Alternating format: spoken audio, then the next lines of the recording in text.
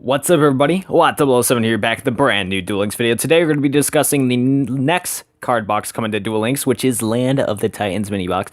Now, earlier on my channel, I uploaded that Age of Discovery and the Ultimate Uprising is coming back to Duel Links for all the new players, but for the current players that already got all the cards from that set, the Land of the Titans mini box will be coming out soon, hopefully.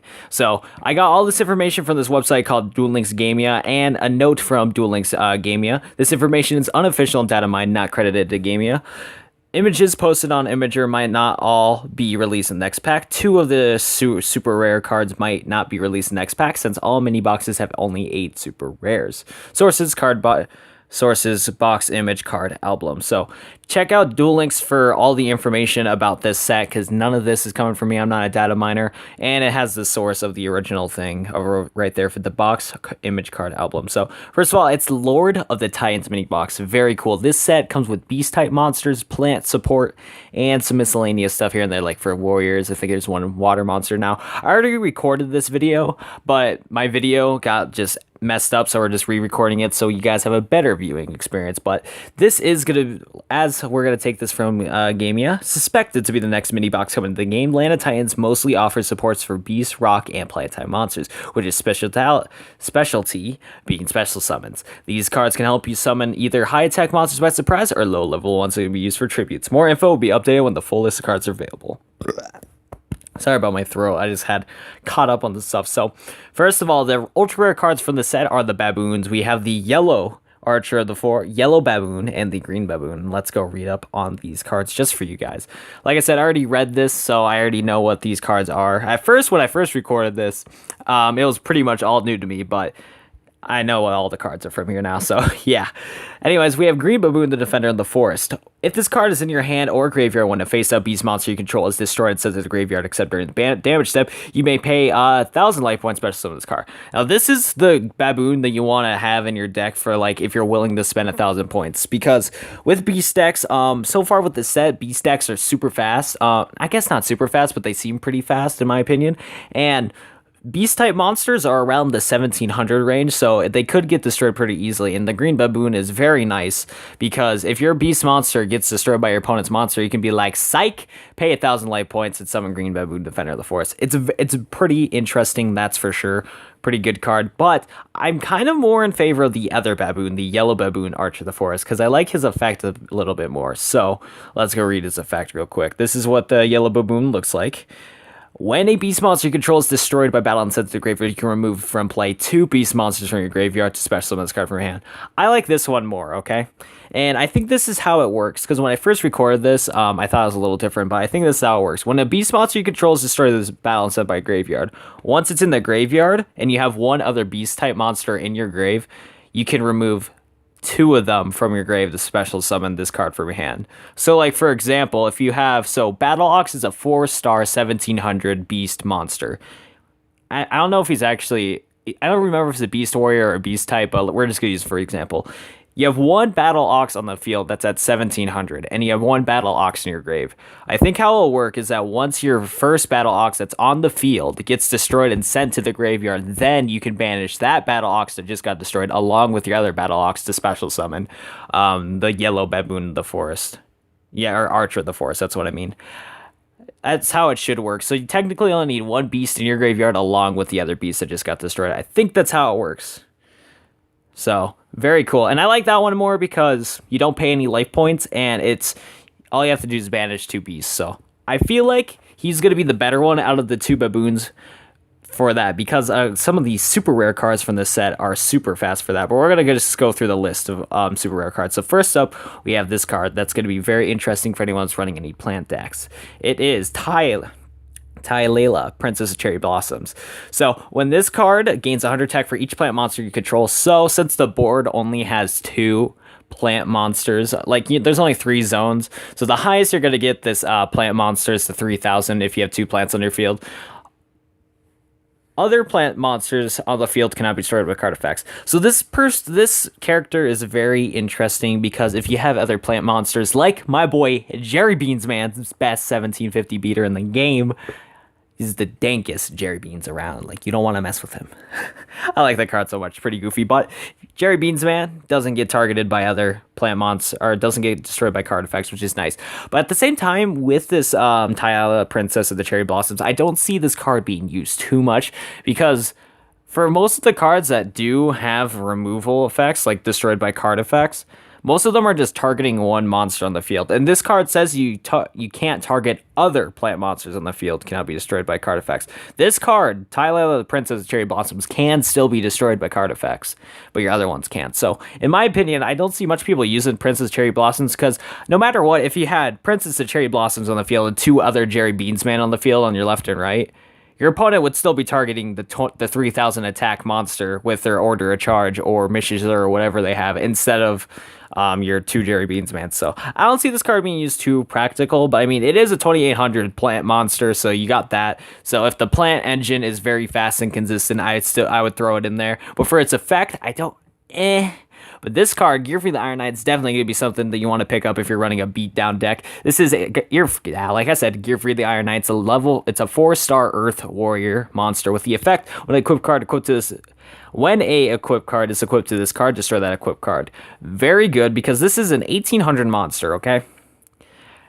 Vanilla, just like that, just like boom on the field, 1,800. That's probably better than the Dark Witch already because the Dark Witch from I forgot what that set's called. It's the fairy set. Came with the Witch of Demise or whatever that is, an 1,800 vanilla 4-star monster. With downside with that, since it was a fairy, if you're using it against Yami Yugi, it would get lowered down by 200 attack to 1,600. But with my boy Gearfried over here, he ain't getting affected by no fetal spells currently. And if your opponent tries to stop your boy with some spell cards that lower Gearfried's attack, makes him stops attacking, Gearfried's like, nah, fam, I ain't getting that equip card on me. And he just destroys it. So very, very interesting. I guess the best way to counter that card though is equip it with Big Bang Shot. Gearfried's effect triggers and Big Bang Shot just gets destroyed, and then Big Bang Shot banishes Gearfried. So you could do that if you want to get past Gearfried. But other than that, I think Gearfried would be very good. 1,800 Earth Warrior monster, and I think with this set, I think there's a little bit of warrior support. So watch out for those warrior decks. Next up, we have Obedient School. Now this card's gonna be super good if you're gonna run any beast type deck because this is pretty interesting. If you control no monsters, you can special summon 3. Wait, I thought when I read this the first time, I thought you only can special summon 2, but you special summon 3 level 2 or lower beast type effect monsters with different names from your deck. Their effects are negated and they're destroyed during the end phase. If you activate this card, you cannot special summon for rest of turn except for beast type monsters. I think this is gonna help the beast engine so much, okay? Because first of all, so there is one level 1 beast card in the super rare that's pretty good from this. We'll talk about that a little bit, but in general, you get 3 level 2 beast type effect monsters. And it doesn't say, oh yeah, it does say their effects are negated. Never mind. But still, you get 3 beast monsters on the field. You contribute a couple of those to get one of your baboons out. And then with the yellow archer baboon, let me read the yellow baboon real quick. Because Obedient School says destroyed. Does yellow baboon say that it's destroyed by opponent, or does it say it's destroyed just in general? Okay, it's destroyed by battle. Okay, so that technically wouldn't trigger, but still. If you have a beast monster that gets destroyed later on, thanks to Obedient School, you mill out 3 of your beast monsters out of your deck, so your deck gets a little smaller so you can draw more consistently. Then you contribute a couple of them for any of your beast monsters, and if you have the yellow baboon in your hand and your opponent destroys one of your beast monsters anyways, you have 3 beasts in the grave that you can easily remove from play for Obedient School. So I think this card is actually going to be really good for a beast deck, definitely. Next up, we got Mega Rocket Dragon. Now this card's interesting, and I think I have a use for it. Personally for me, this card cannot be normal summoned or set. This card cannot be special summoned except by removing a play rock monsters. So you can remove 1 rock if you want to in your graveyard. The original attack and defense of this card. I'm getting choked up on my own, can't speak right now. The original attack and defense of this card become the number rock type monsters you remove from play when you special summon by this card times 700 points.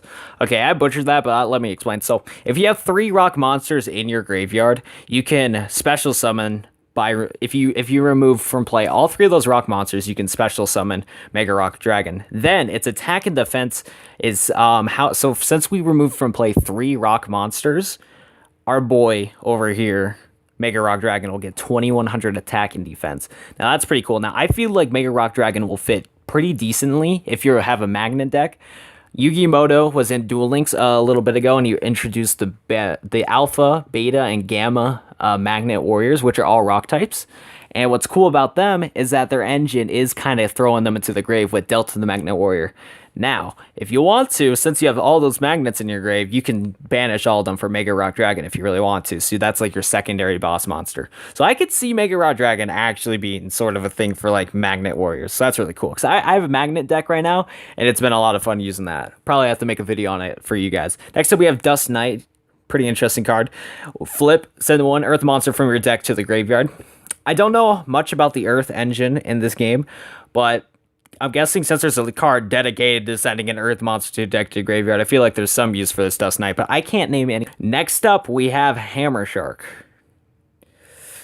Hammer Shark's pretty interesting, okay? So once per turn, you can reduce the level of this card by 1, and if you do, special summon a 1 level 3 or lower water monster from your hand. Hammer Shark's probably going to be super good for any people that run Mako. I have not seen Mako Toonami, or however you pronounce last name, in forever in ranked, but the introduction of Hammer Shark might bring a couple people back, because this becomes a 1900 attacking monster with Yumi on the field. And I can't remember on the top of my head how many level 3 or lower monsters are that water type in this game, but I mean, hey, with Hammer Shark you can special summon another water monster from your hand, so that's actually really cool. Pretty cool. Next up, we have Uniflora, the mystical beast of the forest. Very cool. So this is a 1-star monster. It's a beast monster. If all the monsters in your control, if all the monsters in your graveyard are beast type, you contribute this card. Special summon 1 beast monster from your hand or graveyard, except Uniflora, the mystical beast of forest, but it cannot attack this turn. Bro, you have 1 beast in your graveyard. So with that 1 spell that you banish 3 effect beast monsters, right? You can activate the effect of Uniflora. If all the monsters in your grave are beast, you contribute this card, special summon 1 beast type monster from your hand or graveyard. Bro, if you have a strong beast monster in your hand, pop that bad boy out, just like bam, really quick. Dude, I think beast is gonna be a pretty cool deck. I can't wait to see what people use for beast monsters. Definitely really cool. Can't attack this turn with Uniflora, but still, like, that's any beast. It doesn't say anything about like requirements. It's just like, oh, special summon a beast. Cool. Next up, we have Raging Mad Plants. This card's good for plant decks. All plant monsters you currently control gain 300 attack for each plant monster currently in your graveyard until the end of the turn. During the end phase, destroy all plant monsters you control. So I'm guessing with the plant engine and Duel Links, you're going to be sending a bunch of plants from your deck to the grave, maybe. I don't know. In general, though, you're going to probably see your plants in the grave a lot. And with Raging Mad Plants, you can just go, bam, boost up. You have 5 plants in your graveyard. Your plant monster is about to be destroyed. Let's play Raging Mad Plants. It's a quick play spell, so you can activate it during either player's turn. 1,500 attack points like that. Easy money. Downside is that all your plant monsters are going to get destroyed.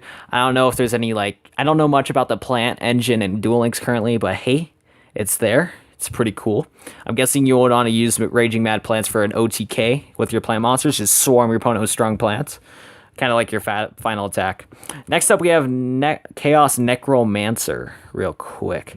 So this card's pretty interesting. The attack of this card is the number of monster cards in your graveyard times 300. So this card's definitely going to be good for any people that are running Fiend-type decks, because if you're running a 30-card deck of Fiend monsters, a bunch of your, the whole engine of that deck is sending everything from your grave to, everything from your deck to your grave. So with Chaos Necromancer, you have, 5... monsters in there. Boom, bada, bang. 1,500. Like that. Have 10 monsters in your grave. That's a 3,000 attacking Chaos Necromancer. 15 in there. That is a 4,500. Chaos Necromancer is definitely something you're going to want in your OTK Fiend deck. Bro, that's pretty cool. Not going to lie. Next up, last but not least, we have Needlebug next. It is. Send the top 5 cards to your deck to your graveyard. Nothing too crazy. Good for Fiend decks, though, if you want to even more quickly throw away your cards from the top of your deck to the graveyard. Pretty cool. Now, I'm not going to look at too much on the rare cards from this, but one card I will be interested in is Lucky Iron Axe. This is a you're probably going to see this a ton from players that are in silver, but I mean, it's a decent card. Go monster gains 500 attack. If this face-up card you control is destroyed by opponent's card effects in the graveyard, draw one card. Not bad, not bad. In case if your opponent's a little afraid of, you know, your 500 attacking monster, they play Twister, destroy your Lucky Iron Axe. Oh well, you gotta draw a card. So, rare card that gives you 500 attack, get a chance to draw a card. Not bad at all. A bunch of nimble monsters. I'm guessing with the spell card, that super rare spell card. Definitely. Yo, Nimble Masa might be. Oh, dang. This thing? Oh, no. I remember Nimble Masa. Oh, we gotta read this one. When this card's destroyed a battle and sent to the graveyard, it's like 500 damage to your opponent. You can also special summon 2 Nimble Masas from your deck to the opponent's side of the field and face-up attack position. This card cannot be tributed for a tribute summon. Oh, dude, Poison Fangs. If you guys know Poison Fangs, Beast Monster, love Poison Fangs. Oh, no. Nimble Basa, you're going to watch out from this card. This is a rare also, so you're going to quickly get 3 copies of this, and you're just going to destroy people. Definitely. Jeez, Nimble Basa's in this game? Are you joking? Card destroy by balance in a graveyard, and then special summon 2 nimble bosses from your deck to the opponent's side of the field in attack position. That's just terrible. Your opponent has to be forced with this damn card, and they can't tribute it. They have to wait for that thing to die. That's terrible. You just lock your opponent's field. Oh, that's gonna be annoying, probably, most likely, but that's gonna be it for today's Duel Links video, guys. If you did enjoy today's Duel Links video talking about the... Here, can I scroll up? My phone's just frozen. My phone's hot trash. Love the phone, though. But still, if you guys are excited for the Clash of Titans mini box coming out, be sure to leave a like on the video. Personally, I'm not too crazy excited over this set, but I mean, it's pretty interesting. The thing I'm excited about the most from the set is just the new decks that are potentially going to be coming out. But I'm not too excited for this set. I'll probably do a pack opening of this, of course, and see if I get anything good and maybe make a beast deck with the cards that I got. But not too crazy about the set, but hey, if any new players are coming into the game, you can buy a bunch of cards from this box and just go to town with it, I bet. Because, like, beast monsters are probably going to get a freaking boost from this. There's a good amount of beast monsters in this game already, so definitely for that. But, yeah, and that's it. If you guys haven't already, subscribe to the channel for more Duel Links content. And if you're a fan of Pokemon content, be sure to check out my Pokemon Clover Let's Play. It's a very fun ROM hack that I've been playing with, and it's been pretty fun. But yeah, that's pretty much it for today's video, guys. Thank you guys so much for watching, and I'll see you guys till the next Duel Links video. Goodbye. Gotta edit this one. Darn.